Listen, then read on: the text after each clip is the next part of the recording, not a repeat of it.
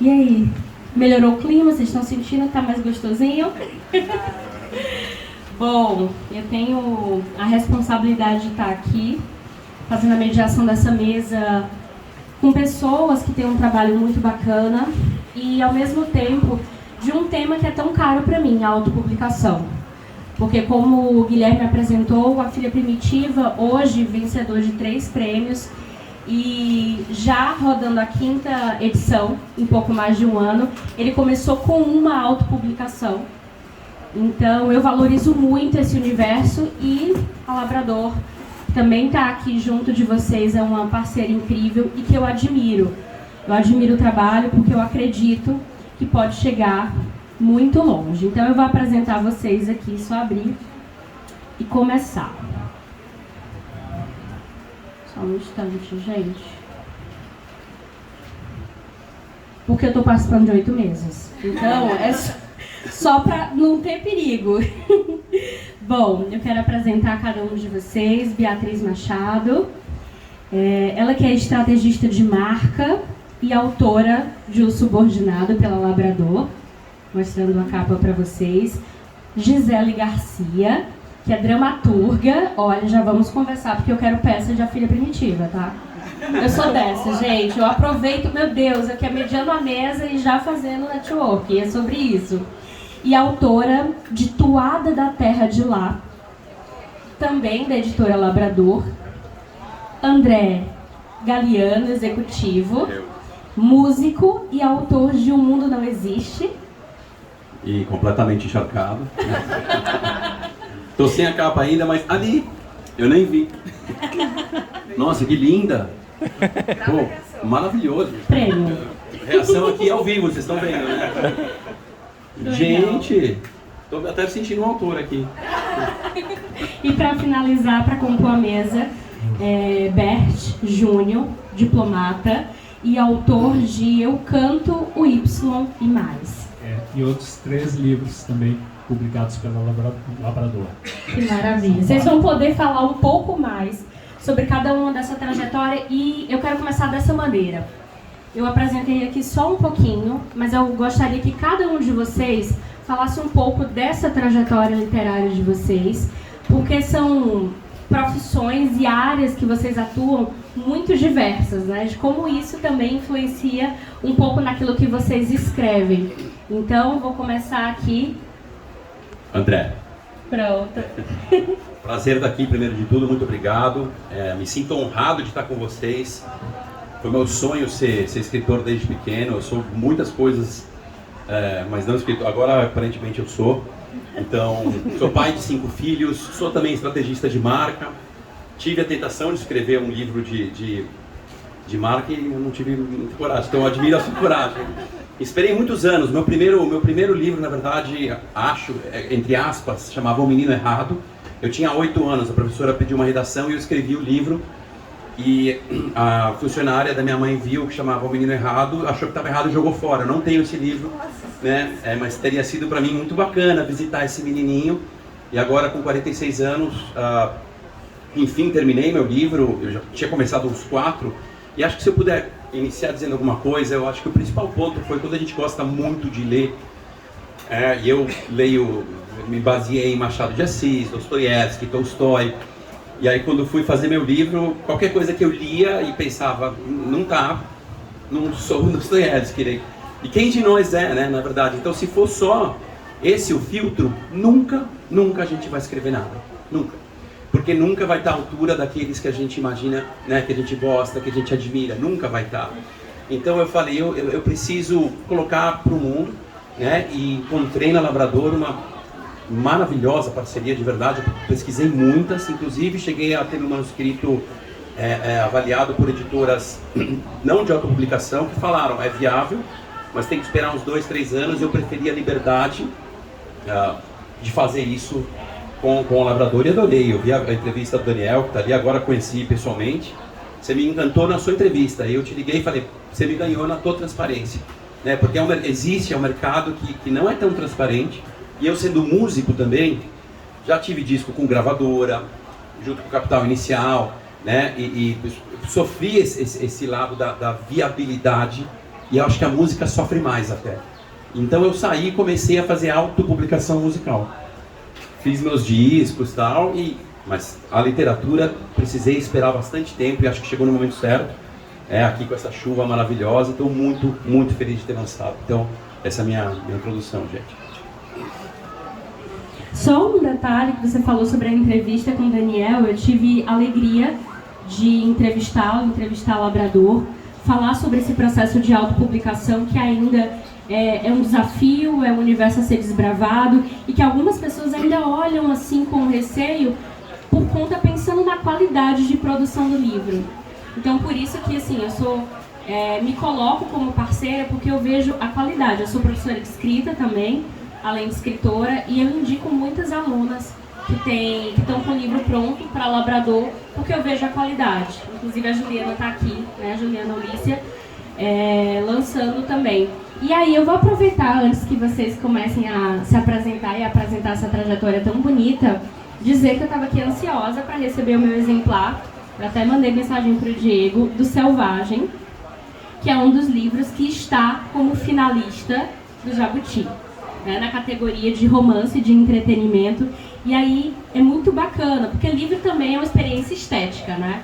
Capa, cheiro, o tipo de papel, então os livros são incríveis. E tem esse outro livro que também está como finalista do Jabuti, As Vozes da Minha Cabeça. É crônica, na categoria crônica. Olha que legal. Então a literatura arrasando muito nesse Jabuti, torcendo muito por vocês. Podem se apresentar. Bem, meu nome é Gisele, eu sempre gostei muito de ler.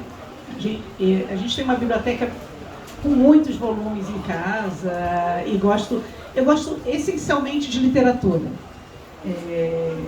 Logicamente li muitos livros técnicos, passei por 3 faculdades, então você tem os livros que você tem que ler para a faculdade, você tem livros sobre história, e eu gosto, eu leio, mas o que me pega mais é literatura.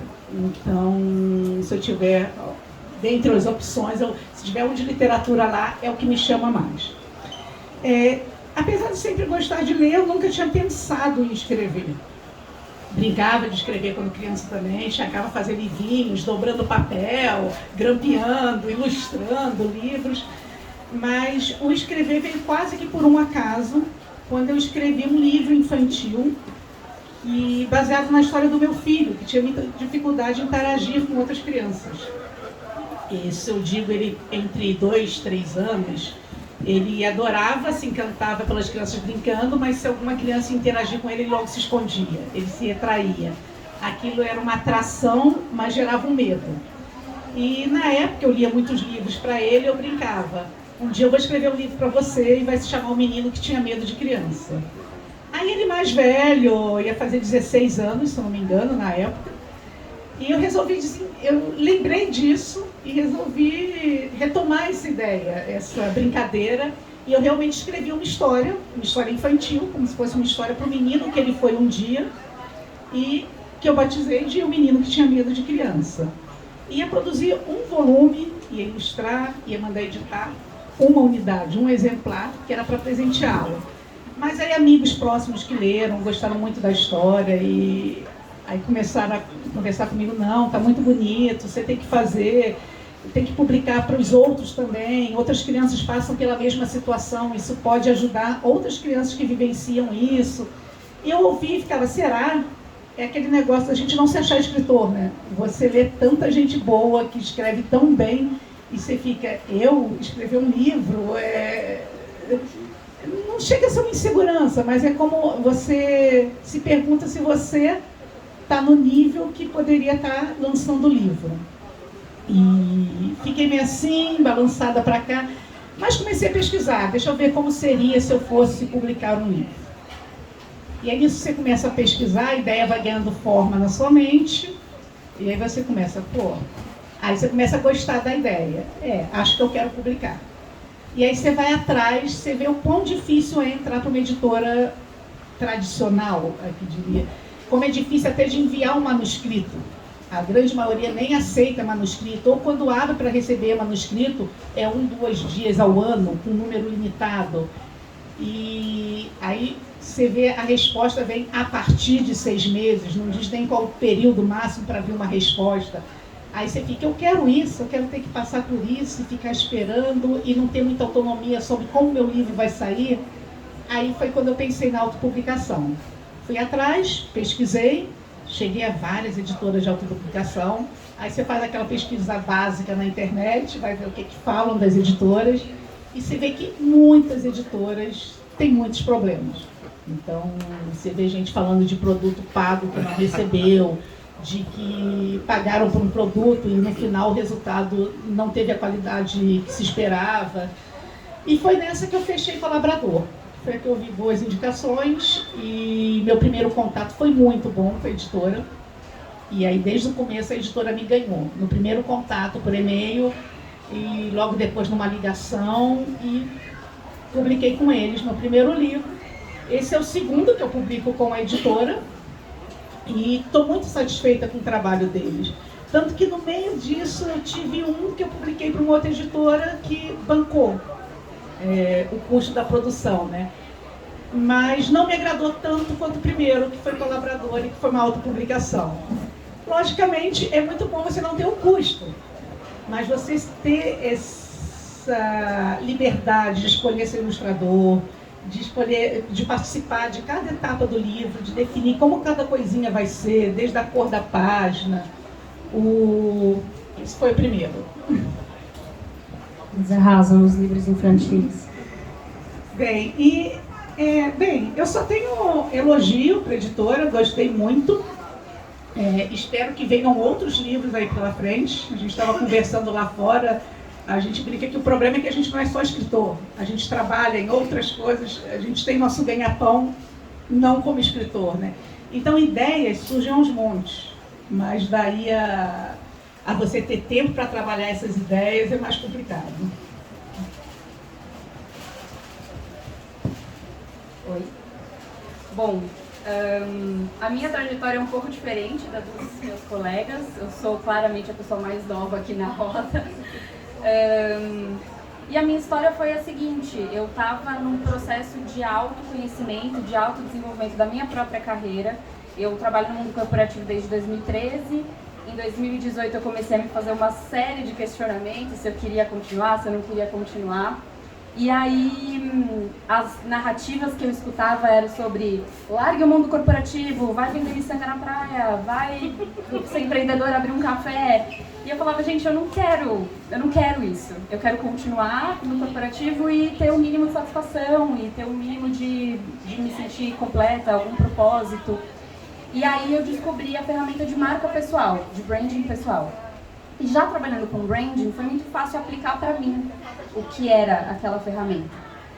E eu falei, cara, eu acho que tem alguma coisa aqui que ninguém está falando. Ninguém está falando para o subordinado dentro da empresa, aquele cara que não tem cargo de liderança, que ele pode ficar lá e que ele pode investir no próprio capital intelectual, no próprio capital social, que ele não precisa esperar a empresa mandar ele fazer alguma coisa ou dar para ele alguma coisa.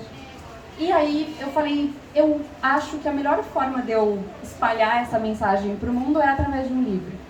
Porque é onde eu consigo concatenar todas as ideias de começo ao fim, eu consigo colocar a profundidade de pesquisa e de entendimento da complexidade das hierarquias e do universo corporativo de uma forma estruturada, mas ao mesmo tempo descontraída, porque eu tenho uma linguagem descontraída, jamais conseguiria escrever um livro super rebuscado e com palavras difíceis. Precisava ser acessível, mas eu precisava explicar tudo o que eu estava descobrindo.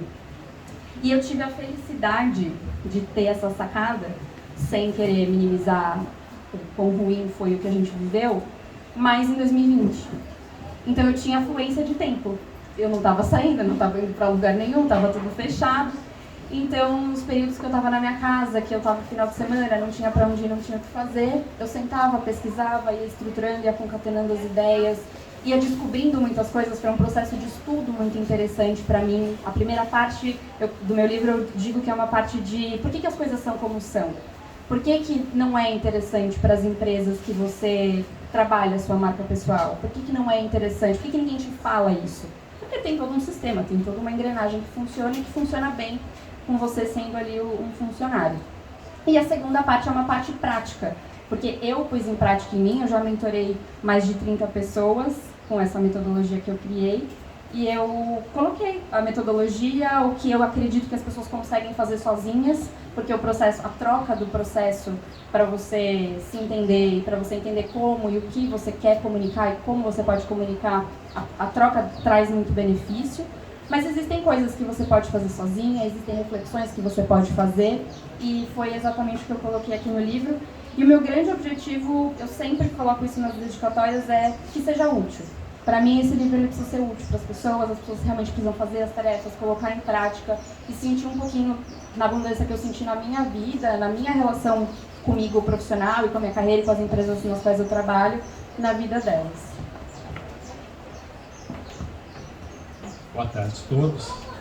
Eu me chamo Bert Júnior e eu escrevo prosa e poesia. Tenho 4 livros publicados com o Lavrador. O primeiro deles foi um livro de contos em 2020. E eu tenho uma história, uma trajetória que tem um ponto de conexão com a sua. Que eu escrevi esse primeiro livro em 2020, justamente, quando começou a pandemia. Eu estava morando no exterior, na Zâmbia, naquele momento, e a agenda social caiu completamente com a pandemia. Então sobrou aquele tempo.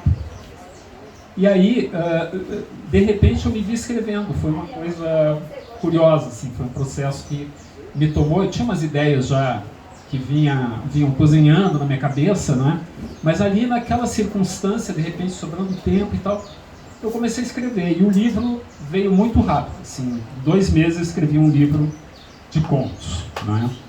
E aí eu disse, poxa, e agora o que eu faço? Eu tenho um livro, um original aqui pronto, e me veio, claro, aquela vontade de publicar.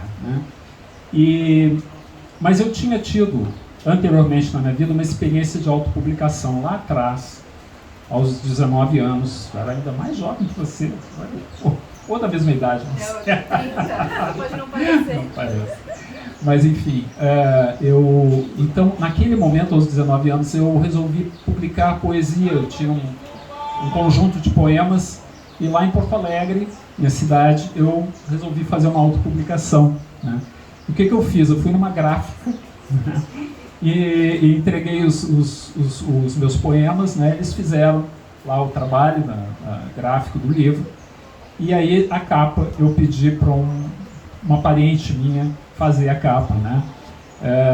E aí aquele livro foi a coisa mais anticomercial possível, porque a capa não tinha título, era uma coisa assim. Enfim, eu não tive nenhuma assessoria ali naquele momento, de como fazer um livro, e quais as características para que o livro seja aquele produto, que surta um efeito, que dê um resultado, como produto. E então, lá quando eu escrevi em 2020 esse livro de contos, eu disse, bom, eu não quero mais cometer os mesmos erros, eu já tenho uma história aí que... então eu comecei a pesquisar editoras, como eu poderia publicar um livro, fazer uma autopublicação. E imediatamente surgiu o site da Lavrador, e o que me chamou a atenção foi que ali tinha um conceito, de autopublicação premium. E aí eu fui ver bem o que era isso, o que isso queria dizer. E aí eu vi que, na verdade, é o que o Daniel chama de o modelo de negócio da Lavrador, ou seja, ela oferece um pacote de serviços para o autor. E eu achei muito interessante esse pacote de serviços, porque me dava uma segurança justamente naqueles aspectos que eu não tive lá atrás, nenhum apoio, nenhuma assessoria. Então eu resolvi fazer o contrato com a Lavrador, apresentei o projeto, eles aprovaram, a gente fez o primeiro livro e enfim, eu fiquei muito satisfeito com o resultado, e tanto que eu depois vim a publicar mais 3 livros com a Lavrador. E, inclusive este ano saíram 2 livros, um em setembro, de poesias, esse aqui, Viverei, né? E agora está saindo do forno esse aqui, que é um livro de crônicas sem pé com cabeça. Tá? É um livro de crônicas humorísticas. Então essa é a minha trajetória, e eu acho que a autopublicação é um pouco como a Gisele também falou, né? É aquilo de você sentir que você quer publicar, você acha que tem um patamar mínimo ali de qualidade, que você sente o mínimo de confiança para publicar, não é? E ao mesmo tempo você não quer também esperar e submeter a um processo incerto, longo, demorado, não é? É muito difícil para quem está começando como autor, que é de submeter um original para uma grande editora convencional, né? Então acho que a publicação é um passo ousado, é um passo que exige coragem, né? E eu acho que é um grande desafio. Que trajetórias bonitas, né, de cada um de vocês, e entender essa importância, o desejo de cada um de colocar essas histórias, esses poemas, esses livros que podem ser técnicos, mas que têm ali uma utilidade prática no mundo. Eu, como uma boa ariana, adoro. E o que eu quero perguntar para vocês, e pegar o gancho do Bert, tem a ver com essa pergunta. Porque o que acontece? Eu penso que o livro é um objeto estético. Então, a qualidade do livro ela é muito importante. E todo esse cuidado, todo esse acompanhamento que você falou sobre a diferença da primeira experiência com a segunda, é algo muito comum. Porque não adianta o livro ser bom, e aí eu estou falando em qualidade literária, em texto, no trabalho. Ele precisa também ser apresentado como bom. E isso é uma questão muito forte. Eu falo muito isso para as minhas alunas também, porque elas perguntam, mas porque às vezes o meu livro também não tem um alcance. Claro que tem outras questões de marketing, de divulgação, de mercado, mas o primeiro lugar também é pensar no livro. Por exemplo, que capa é importante para um livro de poesia? Ou para um livro técnico? Ou para um livro infantil? Percebe? Então todo esse trabalho, ele é fundamental. E eu queria que agora que cada um de vocês falasse um pouco sobre a importância da autopublicação para vocês. Eu sei que vocês já usaram o fator tempo, de não precisar, e o fator liberdade também. Eu gostei muito, porque a liberdade é um dos maiores valores para mim. E por isso que eu optei também no começo pela... o A Filha Primitiva começou com a autopublicação por isso. Eu queria um projeto gráfico, eu queria uma capa, eu queria um trabalho ali pensando nisso. Então, qual a importância para vocês da autopublicação e como foi o processo de vocês com o Labrador? Porque de fato existe, você pode ir numa gráfica ou você pode ter um acompanhamento premium para você. Então você já falou um pouquinho, mas começando por você. Tá bem. Acho fundamental essa pergunta. Acho que o primeiro ponto é também pensar na viabilidade econômica, né? É um grande investimento, e nem todos vão ter esse investimento, o fluxo de caixa necessário para bancar uma coisa disso no início, ou até viabilizar com as vendas que eventualmente pode se viabilizar, né? Então, não quero, não é fácil, né? Acho que muitos de nós, aliás, os 4 aqui tem outras atividades, talvez a gente nem quisesse fazer tanto, né? Porque a gente queria só estar escrevendo. Eu não tenho dúvida que eu só queria escrever. E o Fernando Sabino falava, eu vivo, meu preferido, eu vivo para escrever e tive que escrever para viver. No caso dele, ele tinha que produzir, né, para fazer o que ele queria. Eu adoraria viver de escrever. Eu acho que eu também vivo para escrever, né? Eu ganho vida quando eu escrevo. Nesse sentido, eu vou falar agora como consumidor de livros, que todos somos, né? Eu sou três compradores. O primeiro comprador é o que compra e nem leu todos, mas continua comprando. E o pessoal, minha esposa olha, fala, mas eu quero olhar ali, né? 2, colecionador, todos do Machado, todos do Dostoiévski, li 2, tem 20. São todos esses, tá?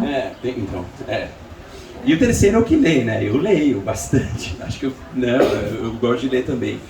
Mas como esse consumidor que lê, que coleciona, que tem ali o livro, você falou do detalhe da capa, do produto em si, que não é só o produto escrito, que poderia estar na Amazon, no Kindle, né? Eu ainda compro CDs. Eu tenho uma parede de 2.000 CDs. Agora eu estou ouvindo ali, é mais fácil, mas eu quero ler o produtor, quem dirigiu, né? Eu quero saber disso. E o livro é a mesma coisa. Então, a capa, o tratamento estético, né? Teve uma coisa que me impressionou muito dos revisores. Ele olhava ali uma palavra que se repetia, e fazia sentido se repetir, mas mudava a estética do livro e falava, mudar para cá. Eu falei, meu, quem são esses caras? Eles são maravilhosos, né? Eles estão pegando meu livro e dando um tratamento realmente único. Então, para mim, fundamental. Isso é fundamental, porque olhar aqui, sentir o peso do livro, o cheiro, né? Esse cuidado do livro que vai além, né? Pega. Eu também acabei de pegar, não estou nem acreditando. Poxa, é uma coisa que é um momento que tangibiliza o livro para nós, né? Tê-lo ali, e eu quero colocar ali do lado de Raquel de Queiroz, de Júlia Lopes, agora só estou lendo mulheres, então eu quero entrar ali no meio delas ali e colocar o meu, né, na minha estante, né? Só de olhar ali, acho que, e para ter esse prazer de ter o livro ali, eu acho que o trabalho, né, de autopublicação, de novo, fazendo o ponto da restrição econômica, que não é difícil, né, gente? Talvez tenha que conseguir algum patrocínio, talvez tenha que juntar dinheiro, esperar, né? Mas sendo possível, é um caminho que eu indicaria para qualquer pessoa, especialmente porque é uma arte no Brasil que tem pessoas interessadas em conhecer o novo. Vocês estão aqui, dificilmente, se fosse alguma outra arte, como música, por exemplo, as pessoas estão tão interessadas assim, especialmente no Brasil, de ouvir o que é novo. Eu acho que a literatura tem essa vantagem. As pessoas que leem gostam de ler o clássico, gostam de ler o novo, gostam de ler livro técnico, livro infantil. Então existe um mercado, o mercado gira mais rápido, né? Então nesse sentido a viabilidade econômica e financeira pode acontecer também, que para mim vem em segundo plano. Quero obviamente recuperar o que eu investi, mas em primeiro lugar quero estar ali do lado da Raquel de Queiroz, da Clarice, do Fernando Sabino. E só de estar aqui falando com vocês me ouvindo, gente, eu estou me sentindo extremamente realizado. Aqui tem leitores maravilhosos, melhores do que eu, com certeza. Já estou realizado de estar aqui pertinho de vocês. Estar aqui faz a gente se sentir escritor, né? Nossa, de verdade. Super. Participar de uma Flip, de uma Bienal do Rio, são pequenas coisas que você vai ficar, pô, parece que agora eu sou escritora mesmo. São grandes coisas. E eu deixo eu dizer para vocês que eu já tenho experiência com Flip, hein?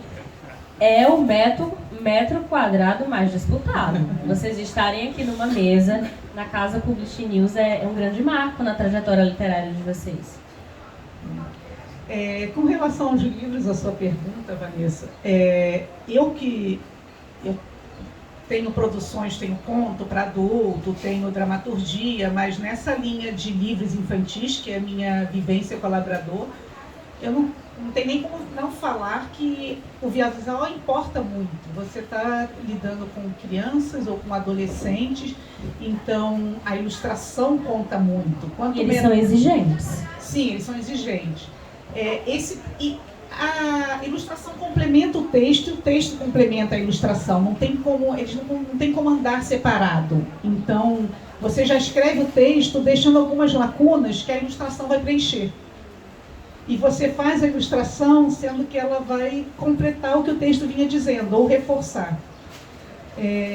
Eu, como leitora, também, eu gosto de ler os clássicos, eu gosto de ler os russos, gosto de ler um Jorge Amado, um Machado de Assis, mas eu gosto de apostar no novo. A gente lá em casa, a gente vem comprando muito livros de novos autores nacionais, de autores africanos que não são tão conhecidos, de autores de nacionalidade não europeia, porque a gente conhece muito da literatura e da arte europeia. E quando você afasta da Europa ou dos Estados Unidos, que também produz, que a gente tem muito acesso, a coisa fica muito difícil. Tem muitos excelentes autores que a gente nunca nem ouviu falar.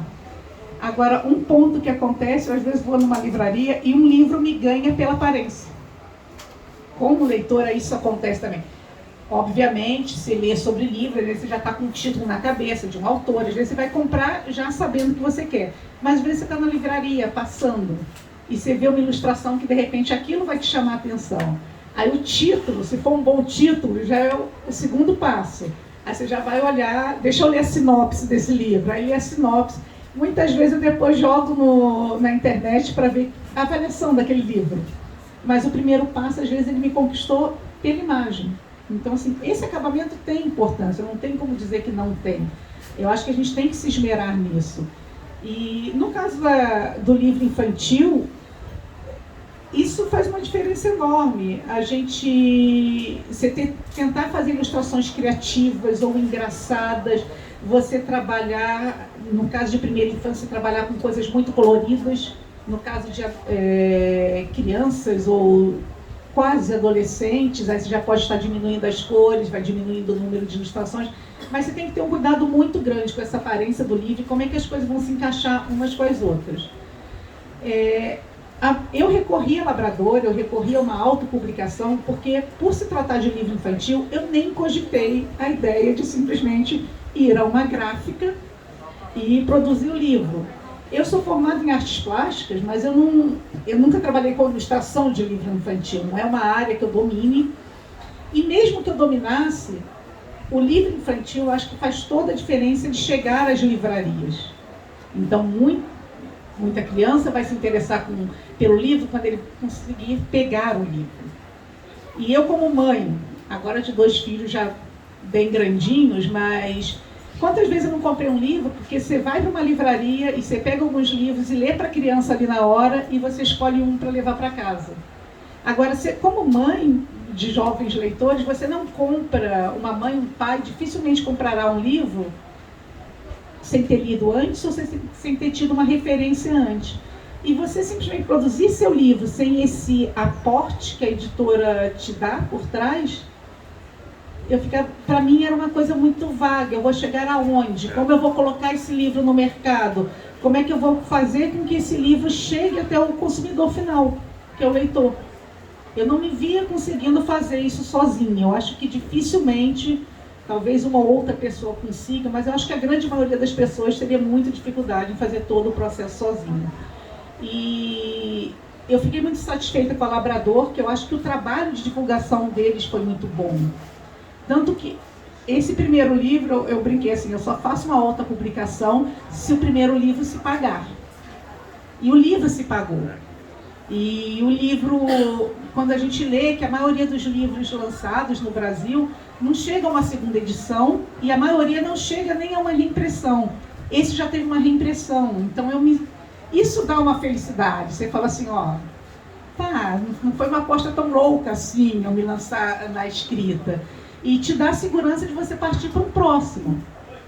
E sempre cuidado, no caso esse aqui já são para leitores um pouco mais velhos, então já tem uma linguagem fácil para nós adultos, mas um pouco rebuscada para a idade do público-alvo. Então já diminui ilustrações, mas continuo tendo o mesmo cuidado e eu continuava querendo que meu livro chegasse ao público-alvo, que meu livro conseguisse chegar a livrarias, que meu livro estivesse disponível em várias plataformas. E eu acho que a Labrador fez isso muito bem no primeiro e por isso eu voltei a buscar editora nesse meu segundo livro com eles.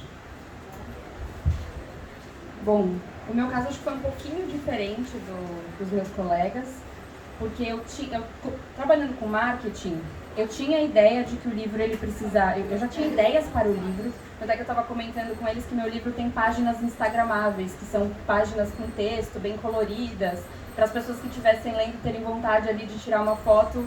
O que essa frase diz de mim? O que isso que eu estou lendo diz de mim? E isso se transborda também para a capa, para a qualidade do papel, para a qualidade daquilo que você está carregando para lá e para cá que você está lendo, e diz também de mim como autora. Então, eu digo que o meu processo foi diferente porque eu contratei uma designer, contratei uma revisora por conta e cheguei para a publicação já com essas ideias meio montadas. E aí o que foi legal do trabalho junto com a Labrador é que eles respeitaram muito o trabalho que eu já tinha feito. Eles foram completamente abertos fizeram as dicas, deram as dicas que precisavam ser dadas, com a experiência que eles tinham. E, para mim, acho que o mais marcante foi que eles respeitaram o meu tom de voz. Porque, como eu já disse na primeira fala, era muito importante que o meu livro entregasse a profundidade necessária, mas num tom bacana. E aí o meu livro tem uma linguagem, tem 1 ou 2 palavrões, tem algumas palavras que eu risquei, mas para dizer assim, coisas com duplo sentido. E eles entenderam muito isso, eles respeitaram muito isso, porque o meu maior desejo era alguém que leu o meu livro e depois conversa comigo, escuta a mesma pessoa, sabe que sou eu que estou falando, porque não é uma ficção, enfim, não é nada, é a minha realidade, sou eu conversando com a pessoa. E aí foi super importante esse processo com eles, de troca e de respeito e de entenderem quais eram as minhas vontades, da qualidade do material no final, e que também me ajudou porque eu fiz um processo de assessoria de imprensa depois. Fazendo a costura com o seu tema financeiro, é mais uma coisa que, se você tem a vontade de fazer, é mais um dinheiro que você investe, mas para mim fazia sentido. E a qualidade do livro, a qualidade da entrega deu credibilidade para a assessoria de imprensa chegar numa CBN, chegar numa HSM Management, chegar em grandes veículos e falar: isso aqui está sendo lançado, deem voz para essa menina, deem um espaço para ela. Então foi uma grande porta de entrada. Com certeza a qualidade e todo o processo foi essencial para isso. Bem, é incrível, né? Quando a gente pensa no livro, é um produto realmente que atravessa séculos, não é? sem grandes transformações, porque essencialmente o livro continua sendo essencialmente o mesmo produto, né? E em vez de ter perdido itens, né, o livro foi ganhando, né? Ganhando informações, ele se tornou mais informativo sobre ele mesmo. Né? Você, quando abre, você tem ali logo de cara informações gerais sobre o livro, não é? Que te dão ali sucintamente, né, do que se trata, os temas e tal, né? A ficha técnica do livro. E realmente ele foi agregando coisas, prefácios, né? Notas, né, final, notas do autor, notas do tradutor. Então é um produto fantástico, não é? E ele tem, claro, que esse lado do apelo sinestésico, né, que o livro tem, né, como produto físico. Né. Se a gente compara, por exemplo, com um outro produto comercial, como, por exemplo, o disco de vinil, né, porque eu, quando comecei a curtir música, eu curtia o disco em vinil, né, e aquilo ali vinha com uma série de informações. Não é? Uma série de informações ali. Vinha a letra da música, vinha a ficha técnica, você sabia direitinho quem era que estava tocando, quem é que estava fazendo o back vocal, quem é que estava ali na percussão. Você tinha uma série de informações, além de ser um produto esteticamente também muito bonito. Isso se perdeu. Quer dizer, o disco, né, mudou completamente, né, o produto. Hoje nem se tem mais o CD, que já foi uma versão reduzida, e ali já começou a perder um pouco de toda essa carga informativa, não é? Esse apelo que tinha o produto, né? E hoje você vê pelo streaming, né? Você nem sabe direito o que você está escutando mais, não é? Então, e a gente pensa no livro que mantém as suas qualidades até hoje e tal, e claro, tem o e-book, não é? Tem o e-book, mas eu vejo o e-book como uma... Eu não acredito que o e-book vai matar o livro físico, né? Eu acho que não. Eu pelo menos quero crer que não. Eu vejo muita gente que lê o e-book e lê o livro físico e escolhe, não é, comprar o e-book de repente para testar, porque é mais barato, aquilo vem diretamente para você rapidinho, né? Você já baixa aquilo automaticamente, praticamente. Mas aí depois, de repente, você gosta daquele livro. Eu concordo muito com você, Bert, porque para mim são experiências diferentes. O livro físico, ele tem a coisa do tato, ele tem o cheiro, ele tem o grifar, E, por exemplo, eu que vivo em turnê viajando, eu compro o físico e compro o e-book para levar comigo essa biblioteca virtual para onde eu for. E aí a gente vai ter uma mesa em seguida aqui no Publish News sobre audiolivros, com o pessoal da Audible. Então, já é outra experiência, sabe? Certo. Poder ouvir o livro e poder entrar ali no outro universo. Então, eu acredito que vem para agregar e não para competir. Eu também acho. Eu acho. E inclusive, as pessoas... Há muitas pessoas que, quando gostam de fato do livro, querem comprar o livro físico, né? Depois de ter lido no e-book. Às vezes querem o autógrafo com o autor, inclusive teremos também momento com eles, depois quem quiser, os livros vão estar aqui. E tem um aspecto, claro, do e-book, que é o aspecto prático, que é você, por exemplo, não ter aquela carga. Por exemplo, se você muda, no meu caso, eu mudo de país a cada 3, 4 anos, eu tenho que fazer uma mudança internacional. Levar a minha biblioteca é a parte mais trabalhosa, não é? Que tem da mudança, né? Que é embalar todos os livros, ter o cuidado para eles não se danificarem, né, e tal. Então, são caixas e caixas, e aquilo pesa pra caramba, né? Então, é trabalhoso, ocupa espaço, né?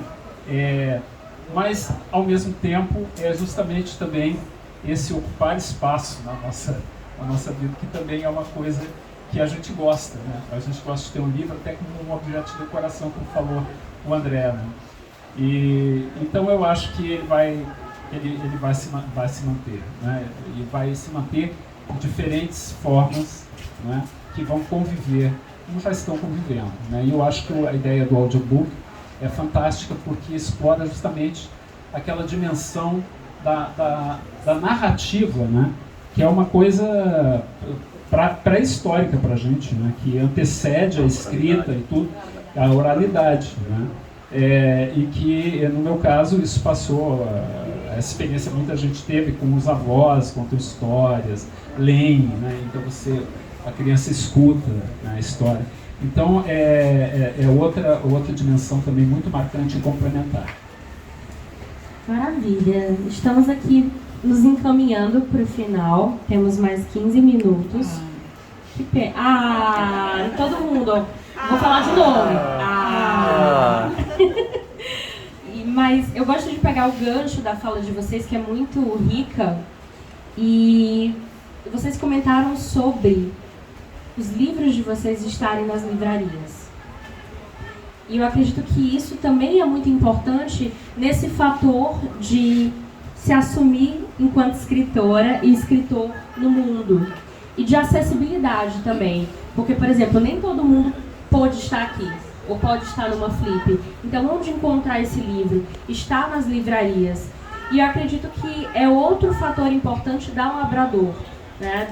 Dessa distribuição em diferentes lugares. Então, eu queria que cada um de vocês... eu vou começar de novo. Quer que eu volte? Como você quiser. Peguei você pra Cristo. Não, tô brincando. Eu queria que cada um de vocês falasse um pouco sobre como foi essa experiência e como está sendo de ter os livros nas livrarias, onde pode encontrar.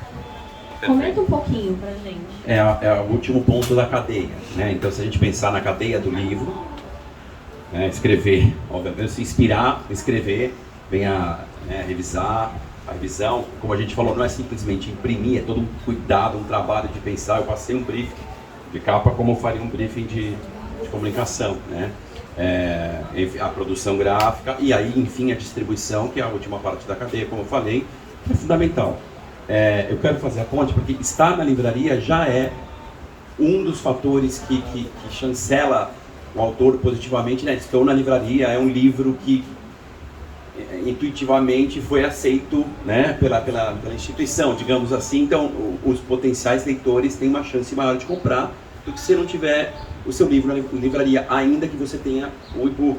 E acredito até que existam segmentos que vão só ler o e-book, mas como você falou, né, muitos de nós querem aprofundar no consumo. Completamente entendi o exemplo do vinil, porque é igual, né? Eu quero entrar no livro, eu quero ficar ali curtindo o livro comigo, e isso não tem no e-book. Então o fato de estar na livraria, acredito que tangibiliza esse ponto, é um outro fator que ajuda na comercialização, a gente ser mais conhecido, mas não desprezemos o que você, Beatriz falou, que é o marketing, né? Então não basta, não para aí, né? Eu vou contratar assessoria de imprensa também, tive dos meus discos, saí, né? Mas acredito que agora tem até mais espaço para isso, de novo, por literatura ser mais valorizado. Acredito no poder dos influenciadores, né? Não menosprezem o poder dos influenciadores. Escolham aqueles influenciadores de livro que estão alinhados com a identidade, com o propósito de vocês. Não é só número de seguidores que conta. Pode ter um influenciador com menos seguidores, mas que vai conversar sobre seu livro, vai aprofundar da maneira ideal, né? Porque a gente precisa aprofundar. Não é um produto que, tudo bem, tem a capa, tem o papel que você falou da capa, do nome, eu também compro assim. Aí eu vou ali atrás e vejo a sinopse, decido, né? Mas teve outros pontos de contato, branding, né? Que vão agir para a gente ser convencido a comprar o livro. Então, estar na livraria, o poder de distribuição, né? Ser distribuído, e para isso precisa de uma tiragem maior, né? Para que ele possa ser distribuído da maneira correta, eu acredito que seja fundamental. Então, mais do que dar um passinho pequeno, tem que ser um passo um pouco maior, né? E ir além, que é a assessoria de imprensa e os influenciadores, e estabelecer essas conversas. Acho que é fundamental para o livro ser mais conhecido. Uma coisa que eu queria complementar é que você deu um exemplo de, eu quero pegar agora meu livro e colocar do lado da autora X, da autora Y. Eu acho que o fato de você estar na livraria é sobre isso, em qual cena você está, ao lado de quem você está no mercado em que você está se inserindo, na medida em que você faz uma autopublicação séria e vai para a livraria, e vai para não só as livrarias físicas, mas também as livrarias digitais. Então, te dá credibilidade e você materializa na sua mente que você faz parte de uma cena. E você está numa vitrine incrível, né? Exato. Porque, de fato, você está ali olhando os livros e, por exemplo, eu adoro Clarice Lispector, adoro um autor e de repente pega aqui, olha, deixa eu ver esse romance. Exato. Que é outra coisa muito legal, porque só falando a título de informação para vocês, por exemplo, eu gosto muito disso aqui, que o pessoal da Logrador fez. Por exemplo, o título O Mundo Não Existe. É um título que poderia ser um livro de contos, poderia ser crônicas, mas a gente tem aqui na capa romance. Isso é interessante para entender, porque, por exemplo, existem pessoas que gostam muito de romance, leem romance, então se olhar, nossa, gostei desse título, dessa capa. Um romance, adoro, vou levar. Exato. Então isso também é estratégia, né? Esse cuidado. Exato. O meu livro tem esse mesmo ponto, O Subordinado. Muita gente achou que era sobre crônicas, as pessoas, ninguém sabia pelo título do que se tratava. Mas embaixo vem guia para mostrar o seu valor e alcançar seus objetivos de carreira. Entendi, é um livro de carreira, é um livro para autodesenvolvimento, etc. Então esse é o tipo de coisa que quando você está ali, tem a oportunidade de pegar, de olhar, de curiar. Aqui tem algumas falas, né, de pessoas que são público-alvo do livro, costumam falar. Então tem as aspas, nossa, a pessoa olha e fala, eu falo isso, eu já falei isso na vida, isso aqui deve servir para mim.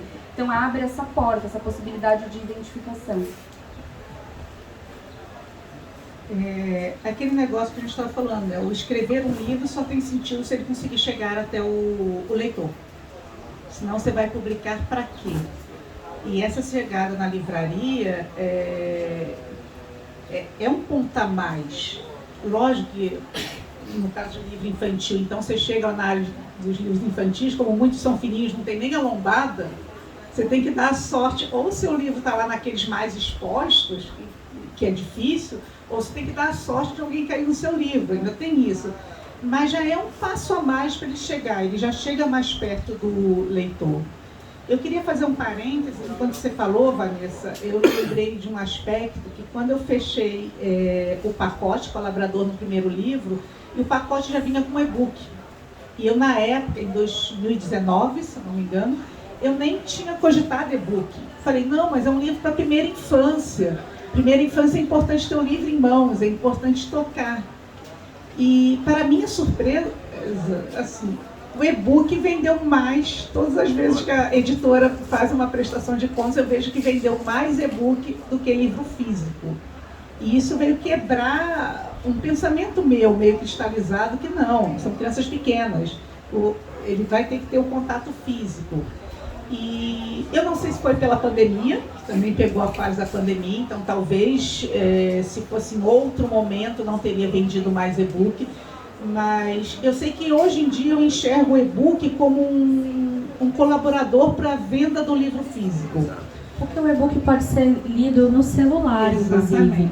E hoje todo mundo está com celular, as crianças estão com celular, então é muito importante que a editora te acessibilize chegar em outros lugares. E é uma linguagem que hoje está cada vez mais corriqueira, principalmente entre o público mais jovem. Quanto mais jovem, as crianças de hoje já nasceram com o celular na mão, no smartphone. Eles não sabem o que é viver sem internet, sem celular, sem essas ferramentas.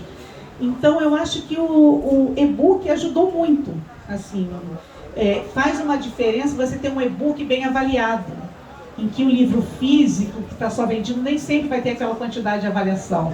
O e-book sai um preço mais em conta, então mais gente vai ter acesso. Então, tudo isso eu acho que ajuda, facilita divulgar o físico. E não acho que eles façam concorrência, eu acho que um ajuda o outro, um complementa o outro. Como ele comentou, vai ter gente que adquire até os dois, para em alguma situação usar um, em outra situação lançar a mão do outro. E essas novas linguagens não tem como voltar atrás. São novas linguagens, são novos modelos, são novas tecnologias que vieram para ficar. Não vieram para matar o anterior, mas vieram para ficar. Então, quanto mais jovem o leitor, eu acho que você tem que começar a fazer mais uso dessas ferramentas. Eu nunca fiz um audiobook, mas é algo que eu já penso assim, tem que entender como funciona, tem que ver, porque você lança, os jovens gostam disso. Esse novo livro que eu lancei agora, por exemplo, ele é uma história que é um passeio por músicas da MPB. Então, uma personagem, ela vai para um outro universo, lá ele encontra o Pedro Pedreiro, da música do Chico Buarque, e ela fica comovida, que ele está triste, desesperançado, e resolve ir atrás da esperança equilibrista do Aldir Blanc. E aí vai passando por músicas. E a ideia foi já logo de cara usar uma ferramenta que possibilitasse ao leitor de chegar às músicas. Eu acho que os jovens leitores não vão conhecer a maioria das músicas, a não ser que morem em casa com os pais muito ligados em música, né? Então já é uma ferramenta. Você organizou uma playlist do livro? Organizei, isso que eu ia falar. Aí o livro já vem falando. O QR Code da playlist. O QR Code da playlist, porque a ideia é essa. Os leitores hoje em dia estão com essa ferramenta, gostam dessas ferramentas. Isso. Então é importante, assim, vão somar. Legal, eu quero um livro físico, eu gosto do texto escrito.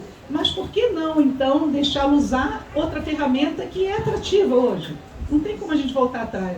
O celular é atrativo, as plataformas de música, por mais que o vinil faça falta, e eu sou uma colecionadora de vinil, eu entendo bem a falta que faz, porque eu ouvi uma música no Spotify e não consegui nem saber que música que está tocando violão naquela versão.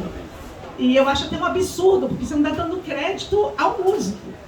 Mas assim, por mais que a gente goste de coisa escrita, dos encartes, a gente tem que enxergar o mundo que a gente está hoje. Então, vão correr atrás, vão fechar com uma editora legal e vão usar as ferramentas que estão aí a nosso dispor. Eu queria fazer um parênteses de acessibilidade para deficientes visuais também. Na medida em que você faz o audiobook, você amplia a acessibilidade, né? Bem, eu só queria dizer que eu tive uma experiência também, depois de ter publicado 2 livros com o Lavrador, eu tive uma experiência de publicação com uma outra editora, né? E foi o meu segundo livro de contos, né, que se chama Do Incisivo ao Canino. E eu publiquei esse livro e não sei, eu estava acostumado ali com o modelo da Lavrador, não me dei conta, de fato não me dei conta, de que ali no contrato não havia o compromisso de colocar o livro nas livrarias, né? E o livro foi publicado, né? Foi vendido, está sendo vendido, claro, por e-book, tudo, o livro físico também pela Amazon e tal. mas ele não é colocado nas livrarias, né? Então aqui eu voltei a publicar com a Lavrador. Eu acho esse aspecto importante, não apenas pelo fato do livro estar lá na livraria, porque a gente sabe que a disputa de espaço pela visibilidade do livro nas livrarias é descomunal, né? Dificilmente um de nós vai ver um livro, a não ser que seja ali naquele momento do lançamento, tal, tá? O trabalho que a Lavrador faz de garantir que o livro vai aparecer, mas depois, passado um curto tempo, já o livro praticamente desaparece, porque ele vai para as estantes e tal, e sabe-se lá onde que ele vai ser colocado, né? É difícil encontrar. Mas o fato de a pessoa poder consultar, e aquilo ali está no cadastro da livraria, e a pessoa poder, se não estiver no estoque, a pessoa poder encomendar o livro pela livraria, isso é muito importante, porque tem muita gente que gosta de comprar em livraria, não é? Então, eu acho que esse aspecto é importante, né? E portanto, isso é uma vantagem da Lavrador, porque ela trabalha com a distribuidora Catavento e ela consegue também colocar no sistema, né, das principais livrarias do Brasil, catalogar o livro. Então a livraria pode encomendar, né, junto à distribuidora, né, se não tiver no estoque, né? Então eu acho que isso é um aspecto importante, porque muita gente às vezes toma conhecimento do livro por exemplo, pelas redes sociais, não é? Mas aí guarda aquela informação, não compra na hora, não quer comprar online, não sei, né? Mas chega um dia, está ali na livraria, volta mas aquele livro que eu vi e tal, vou dar uma olhada, né? E mesmo que ela não vai encontrar ali de cara o livro, mas ela vai consultar, vai procurar, né, um atendente ali vai consultar e vai olhar no sistema e vai encontrar o livro, vai poder encomendar, né, se for o caso. Era isso. Muito obrigada, Bert. E fazendo um comentário a isso que você falou, eu acredito que um grande gargalo hoje, nesse meio literário, é a distribuição em livrarias. Porque, a não ser as grandíssimas editoras, que têm esse trabalho de distribuição, é muito difícil um autor que está se lançando ter esse trabalho de distribuição.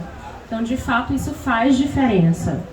E aí, aproveitando aqui o meu lado professora, porque a mediadora vem, a professora vai junto, a escritora vem, a professora vai junto, eu fiquei pensando sobre isso que você falou, Bert, do livro tá ali, depois ou ele vai ser arquivado, ou ele vai ficar menos exposto. Uma estratégia que eu faço, anotem, tá? Vocês e vocês. E funciona. Esse momento aqui é muito gostoso de conversa. Então eu entendo. Foi uma grande sacada. Eu tenho aqui uma aluna muito querida também, Michele, que está aqui. Levanta a mão, Michele. Pronto. Que é entender que um livro não precisa ser lançado uma única vez. A maioria de nós já ouvimos que lançamento é uma única vez. Mas promover eventos literários, promover rodas de conversa seguidas de sessão de autógrafos, ou esse movimento é muito rico. E isso sendo feito no espaço da livraria, obriga o livreiro, a livraria, trazer teu livro para lá.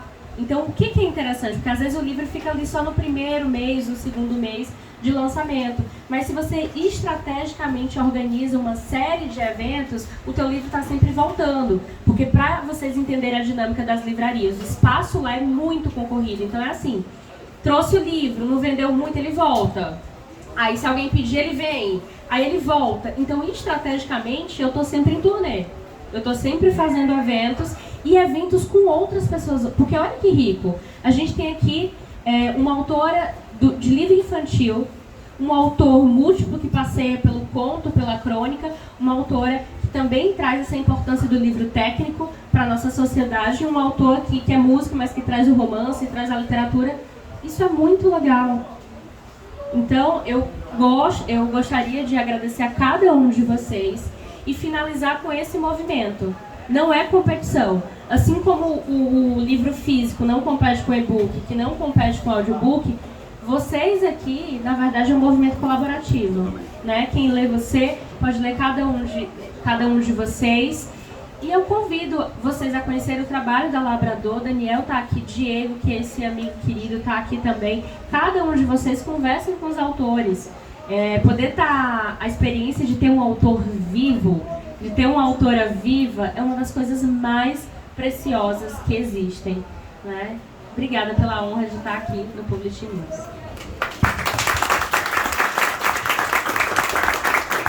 Obrigada a você pela mediação, foi muito boa. Muito obrigada.